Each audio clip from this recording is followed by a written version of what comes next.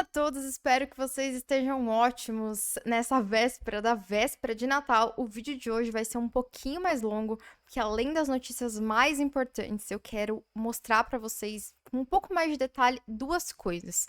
Uma, a estrutura de preço do mercado, que os níveis de tendência, suporte, as estruturas em relação à tendência do Bitcoin nos dizem nesse momento, para que a gente tenha um pouco de noção quais são os próximos níveis de suporte e de resistência do preço, para a gente se preparar em relação a isso. Eu também quero contar para vocês algumas notícias e alguns dados macro, já que a queda do preço do Bitcoin, ela foi uma reação direta a um acontecimento macro, a um acontecimento relacionado à política econômica dos Estados Unidos, e por isso que eu quero trazer esses dados. Então, o vídeo de hoje vai ter basicamente três partes: preço, price action, né, estrutura de mercado, suportes, resistências, as últimas notícias, as notícias mais importantes do mercado e alguns dados macroeconômicos, tá? Lembrando que, como amanhã nós teremos os vídeos exclusivos para membros de análise on-chain, eu tô adiantando e o vídeo vai sair hoje também, que eu vou mostrar para vocês o que os dados on-chain estão nos dizendo em relação a esse preço, né? Se isso é uma correção momentânea ou se isso pode indicar, na verdade, uma correção um pouco mais longa. Esse vídeo é exclusivo para os membros tubarões. Caso você tenha interesse, você pode aqui clicar no botão abaixo para se tornar membro. Existem dois tipos de membro, um que é R$ 5 por mês só para suportar o canal aqui, incentivar o meu trabalho, e os membros tubarões que têm acesso a esses vídeos exclusivos que são publicados às terças-feiras de análise on-chain, tá certo? Sem grandes enrolações, bora para a primeira parte do vídeo em que eu quero falar para vocês sobre o que o preço está me dizendo nesse momento, tá? Então aqui eu defini algumas estruturas de preço, tá? Eu não vou desenhar todas as linhas com vocês, mas basicamente nós temos aqui um suporte mensal, né? Esse suporte semanal, o suporte esse range de suporte aqui, que é tanto especificamente essa banda superior, ela diz respeito ao suporte semanal, mas o range é do suporte diário. E aqui, suporte diário, resistência semanal e resistência semanal. Esses são os níveis de preço que eu especificamente estou de olho nesse momento, tá? E o que a gente consegue ver em relação a esses níveis de preço, tá? Basicamente, o Bitcoin, ele já testou, né, desde o início do mês, essa resistência, esse suporte aqui, que tá ali nos 91.800, mais ou menos, né? Lembrando que quanto mais um suporte ou uma resistência ela é testada, mais fraca ela fica, né? Então, hoje, especificamente, a gente ainda não testou, mas se ela testar novamente, né, a chance disso aqui ser rompido vai sendo cada vez maior à medida em que o Bitcoin vai testando esse nível de suporte. E o problema, né, digamos, com romper esse suportezinho aqui, né, dos 92, digamos, $1.000, é que aí a gente vai para cá, né, para esse range aqui, que ele é forte, digamos, porque ele tem a coincidência desse suporte semanal e ele encontra esse range, mas perdendo aqui os $87.000, aí estamos um pouquinho lascado. Ele provavelmente vai vir buscar aqui os $80.000, né? O que é interessante em relação a esse nível de preço atualmente, que são pontos positivos, né? Vamos lá. Depois a gente volta aqui olhar para a estrutura gráfica. Mas primeiro, isso que aconteceu, né? Esses candles aqui subsequentes, eles foram uma reação, né, ao anúncio do Fed que não vão ter 4 cortes, apenas 2. Isso fez com que as ações caíssem muito, mas as ações estão tendo já uma reação, né? Então, olha aqui, esse aqui, né, foi o dia em que nós tivemos o anúncio do Powell, né?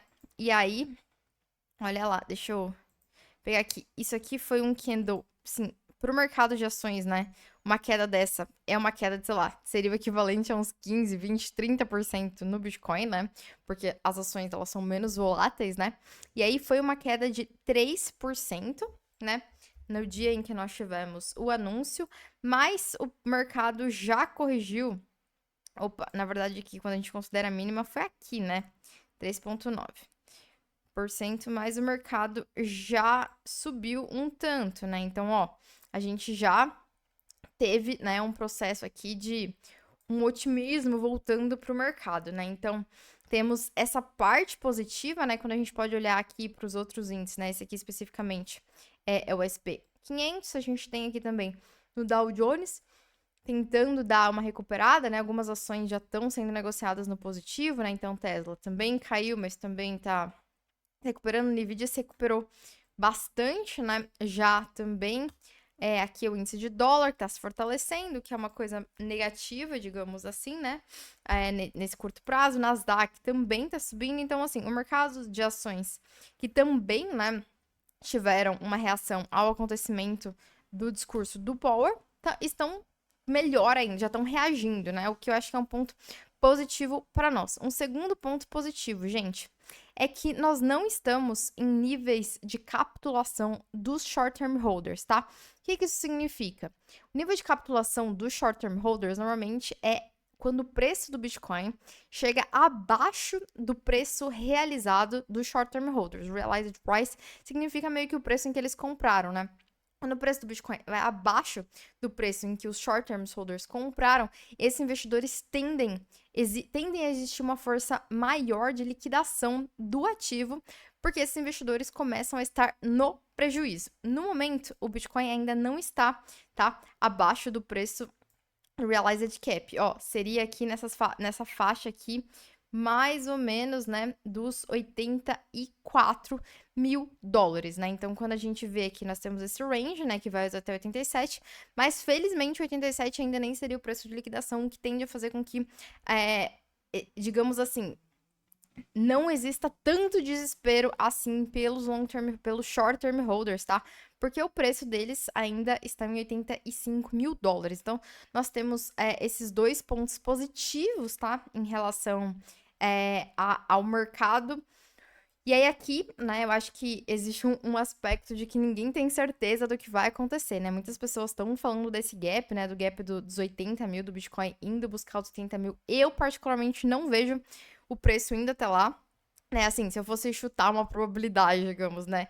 Eu acho que deve sustentar, né, essa caixinha aqui, mas claro que é possível, e se isso acontecer, aí, enfim, vai de vocês definirem o plano de vocês, né? Um plano pode ser abrir uma operação de proteção vendida, né, para conseguir se proteger aqui com essa queda, porque realmente, se furar aqui esse 87, a chance de ir para os 80 é bem grande, né? E aí seria uma queda assim, acentuada, né? Em relação a esse nível aqui, seria uma de 7%, mas considerando ali all-time high, a gente estaria falando de uma queda de 25%, o que é uma queda, digamos que, conhecida no mercado de alta do Bitcoin também, tá? Eu coloquei essas duas médias móveis também, que é uma média móvel que o match da Bitwise fala bastante, né? Que é a média móvel de 10 dias e de 20 dias, né? Que dá um momentum do Bitcoin. No geral, quando a gente vê o cruzamento dessa média móvel de 10 dias abaixo da média móvel de 20 dias, teve uma reversão do momento, né? Tá quase ali acontecendo, né? A última vez que a gente teve esse cruzamento foi aqui em outubro, né? Então faz um tempinho e o preço do Bitcoin tava ali nos 62 mil dólares. Aconteceu alguns desses cruzamentos, né? Esse ano, tá vendo? Mas eles ficaram por pouco tempo, mas estamos próximos aqui também desse cruzamento. Coloquei ali só pra deixar informado ali pra vocês. A gente pode ver também, né? Onde estão as ordens, né? Então, um ponto positivo também pra gente é que nesse momento existe mais ordens de compra no mercado do que ordem de venda, né? Uma ordem de venda tá ali também na faixa dos 105 mil dólares, né? Mas existe bastante ordem de compra aqui, digamos, pra segurar, né? Então, ó, uma das maiores ordens, né, que nós temos essa ordem aqui em 92 e 100, né? Que é basicamente o suporte de preço. Esse suportezinho aqui, né? Então tem bastante compra aqui.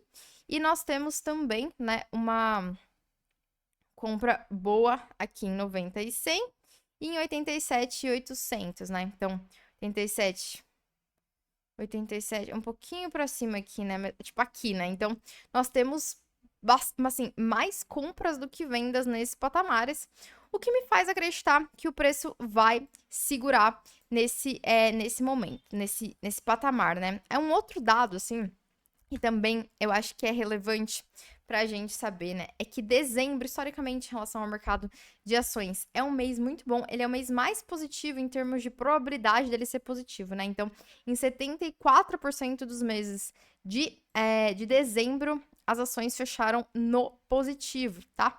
Em dezembro, no Bitcoin, ela não é exatamente tão positiva assim, mas os meses positivos são muito bons e os negativos não são tão negativos assim, né? Digamos. Então, isso também é um ponto, eu acho que, sim, que exerce uma força é, positiva também e uma força em que diz que existe uma chance da gente segurar aqui. E quando a gente pensa também em estruturas gráficas, né, de topos e fundos, né, basicamente a gente teve um topo. Opa!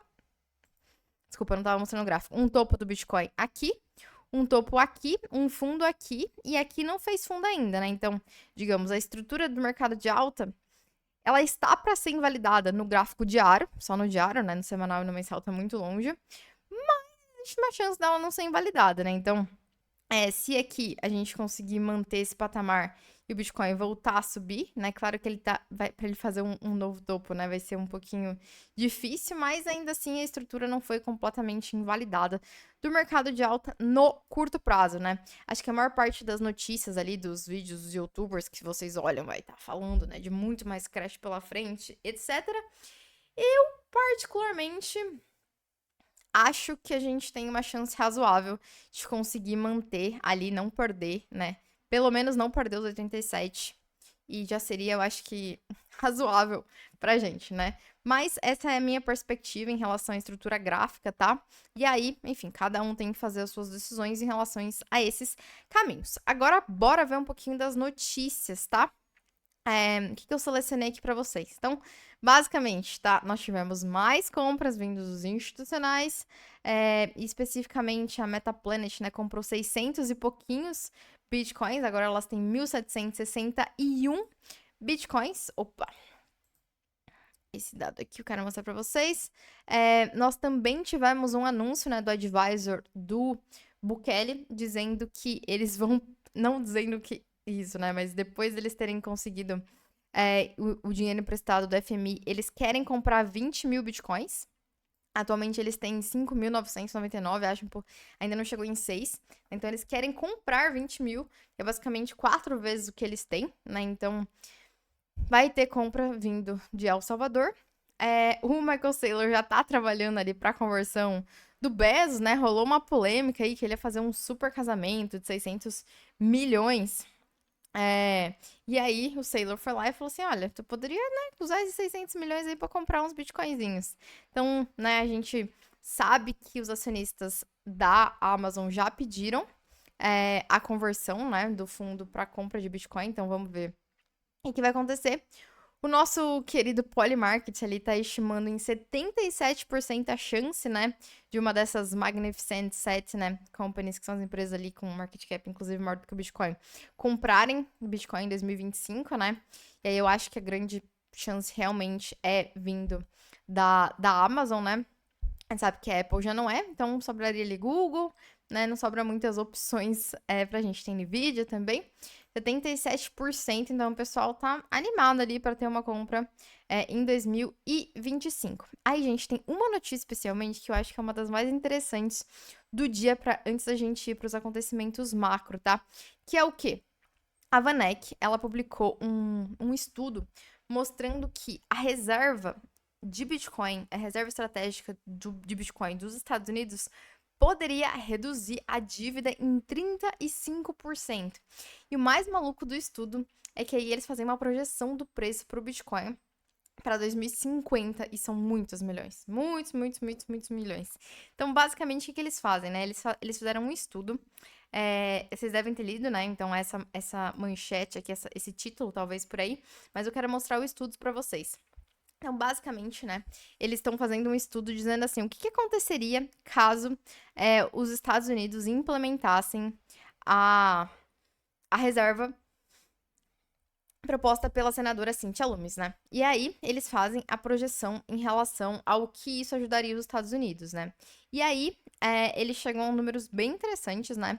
Isso aqui é considerando 2049, tá? Então, até 2049, se eles comprassem o que a Cynthia Lummis ali tá propondo, provavelmente a reserva, né, em Bitcoin deles representaria 35% da dívida, né? Então eles conseguiram abater, digamos, 35% da dívida. E nesses patamares, né, para que isso aconteça, considerando, enfim, todas as hipóteses deles, o Bitcoin estaria 42 milhões. 42 milhões de dólares por unidade, né? E aí, assim, parece muito absurdo às vezes quando a gente fala o valor, né? Mas eles estão considerando um crescimento de 25% ao ano pro Bitcoin, né? O que não é muito absurdo, né? Então a gente até pode olhar. Deixa eu ver, eu acho que eu não tinha pensado em trazer esse dado aqui, mas eu acho que eu tenho aqui. Aqui, então, tipo, entre especificamente aqui de 2022, né? Esse ciclo de 2022 foi 638%, né? Então, por mais que pareça muito absurdo, assim, os números, quando a gente considera os ciclos, né? Realmente parece que é razoável que o Bitcoin tenha um crescimento de 25% ao ano, né? Então, esse ano, quanto que o Bitcoin subiu esse ano, gente? Vamos lá. Acho que tá em 130% mais ou menos, né? Deixa eu colocar assim. Setembro. Mais ou menos aqui. Né? Então, considerando aqui, 124%, né? E eles estão falando ali de 25%. Então, parece razoável que isso aconteça, né? E aí, tá sendo um argumento muito importante usado atualmente por uma espécie de convencimento, assim, né, de que faz sentido para o governo dos Estados Unidos adotar o Bitcoin como reserva, porque isso ajudaria, né, e talvez fosse uma das únicas opções que o governo dos Estados Unidos tem para lidar com a dívida dele, né? E nesse cenário, o Bitcoin atingiria esses incríveis 42 milhões de dólares. Claro que a gente tá falando em 2050, né? Falta bastante tempo para chegar lá, falta, né? Mais de 25 anos para chegar lá, mas os anos passam rápidos, né? Então eu achei interessante também trazer esse dado para vocês. Antes da gente ir para os dados macros, eu queria fazer um highlight de um token, gente. Eu normalmente não faço, não estilo os tokens, né? Mas Jupiter é um token muito interessante, né? E que inclusive teve um desempenho muito legal nessa última queda, né? Então, olha só que maluco, né? Enquanto nós tivemos, né, ali o próprio Bitcoin caindo, né, bastante. Olha isso, olha, deixa eu colocar aqui no dia, tá? Então, ó, enquanto o Bitcoin caiu até o momento, vamos por aqui, dessa all-time high, 14%, né, desde a all-time high ali do dia 17, 14%. A Júpiter caiu 3%, gente. 3%. E quando a gente considera o retorno da Júpiter, né? O retorno do ano aqui, por exemplo, foi maior do que o Bitcoin, tá vendo? A gente tá ali com o retorno do Bitcoin 140 e poucos por cento que a gente acabou de ver, né? Enquanto que o retorno da Júpiter foi 135, mas ela ainda assim caiu menos. Por quê, gente? Porque esse token da Júpiter, o JLP, a Júpiter tem dois tokens, tá? O JUP e o JLP. Que especificamente estou falando do JLP. Ele tem duas coisas que são muito, muito, muito, muito interessantes. A primeira delas é que o token ele é composto de Bitcoin, Ether, Solana e Stable, né? E o que acontece? Eles usam a FI da DEX, da Jupiter, né, para fazer essas recompras. Então, eles sempre vão tendo mais desses ativos e como eles têm, por exemplo, Solana, isso faz com que nos momentos em que o mercado está subindo, por exemplo, existe uma chance de performance melhor do que a do Bitcoin. Mas como eles têm stable, nos momentos em que o Bitcoin está caindo, ele cai menos também, né? Então, especificamente nesses momentos, assim, que o mercado está ficando um pouco mais selvagem, eu acho que é um token assim, que tem me surpreendido muito, já falei dele pra vocês várias vezes, né? Mas hoje quis dar uma atenção ali especial, porque, né, nessa queda ali, foi ver quais eram ativos que tinham performado melhor, né? E tinham caído um pouco menos, e o JLP me surpreendeu bastante, né? Porque foi realmente uma queda. Tipo, eles caíram como as ações. Ele caiu como as ações, né? Então, me surpreendeu bastante. Opa, é que aqui, na verdade, eu fiz errado, né? 5%, considerando o máximo, né? Mas até agora, considerando o preço de agora, 3%. né? Então, eu acho que é um ativo interessante para vocês conhecerem um pouquinho mais, principalmente a estratégia do Treasury deles ali, tá? E aí, para finalizar, eu quero mostrar para vocês alguns dados, igual eu citei, em relação aos acontecimentos macro, tá? Então, vamos lá, eu separei alguns gráficos para vocês. Tá? Que mostra, eu acho que um pouco... eu acho que esses dados macro, eles nos ajudam a nos situar também um pouco em relação ao ciclo do Bitcoin, né? E quais são esses dados que eu acho que vale a pena a gente olhar? Primeiro, a Apple, por exemplo, né? Ela tá no maior múltiplo da sua história. Então, ela tá sendo negociada a quase 40 vezes o valor das vendas, né? Dos retornos dela ali, que é o maior nível da história da empresa. Então, por exemplo, quando o Buffett comprou, né? Ela tava a menos de 10 vezes os lucros, né, da empresa. E aí ele saiu, né? Agora a gente tá chegando em 40. Então, esse patamar aqui de 40 vezes o lucro das empresas é o maior valuation da história, tá? Então, assim, isso mostra um estágio, eu acho que, assim, avançado de alta das ações. As ações tiveram as melhores performances dos últimos mais de 25 anos, assim, desde 1997, eu acho, né? Então, isso mostra uma coisa pra gente. As ações americanas, especificamente, né, elas estão com um gap de negociação absurdo em relação às outras ações do mundo, né, que é também o maior gap da história. Então, isso eu acho que também é uma atenção que a gente precisa ter, né, ela tá com um gap muito grande em relação a todos os outros mercados. E esse, pra mim, talvez seja um dos piores de todos, né? Que é o otimismo generalizado. Mais de 56% dos consumidores americanos esperam que as ações subam. E isso é a perspectiva mais positiva da história do mercado de ações. Então, olha isso aqui. E o otimismo generalizado, no geral, sempre tem essa questão do mercado de ações, né? O melhor é você ir contra a manada, né? E aqui a manada definitivamente está indo pro lado de achar que o mercado está extremamente positivo, né? Além disso, os gestores dos fundos, né, estão com menor nível de dinheiro, então eles já estão hiperalocados também, né? Então eles estão com 14% ali abaixo da média, né, da posição deles de dinheiro, que é a menor porcentagem também já registrada aí nos últimos 25 anos, né? Então a galera tá alavancada. Basicamente, a galera tá alavancada, esperando mais. Então, esses dados todos aqui, eles nos mostram que a coisa talvez já está um pouco avançada, assim, né?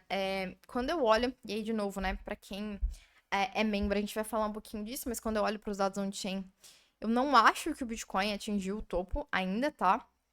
E eu também não acho necessariamente que a gente vai ter uma grande queda nesse momento, mas eu acho que a gente está de fato se aproximando do momento, né?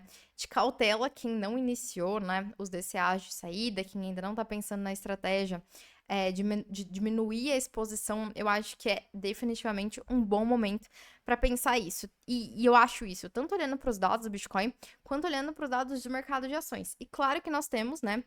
Um elefante branco que a gente não pode ignorar, que é a questão da reserva, né, estratégica do Bitcoin. Mas, igual quando a gente vê ali a projeção da Vanek, né? É uma coisa para 25 anos em que o pessoal tá fazendo a projeção, né?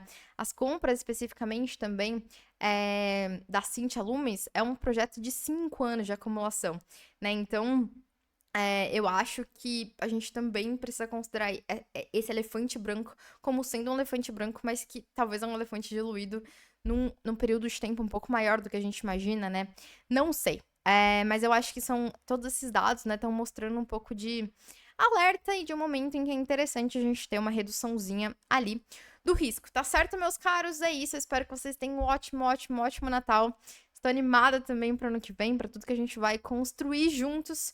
Espero que o ano seja ótimo. Não sei se a gente vai se ver em outros vídeos ainda esse ano, talvez sim. Mas de qualquer forma, já deixo meu super feliz Natal para vocês. Beijos.